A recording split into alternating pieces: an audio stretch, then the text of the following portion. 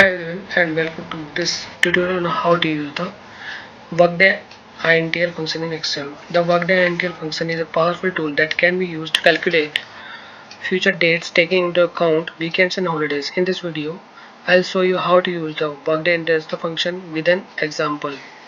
Let's say you have a project that needs to be completed in 10 working days. You start the project on January 2, 2023, you can use the WORKDAY.INTL function to calculate the end date of the project, taking into account weekends and holidays.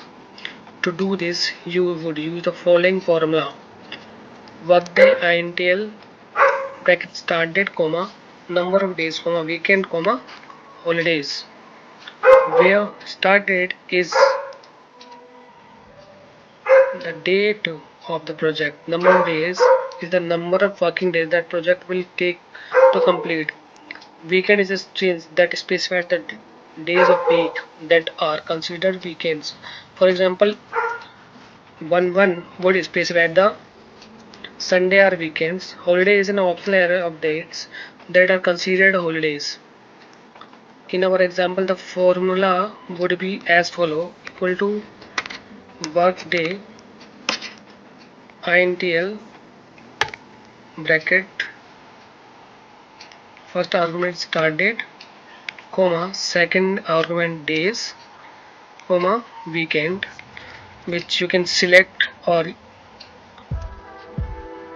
type double one, comma, holidays optional argument. You can hit enter.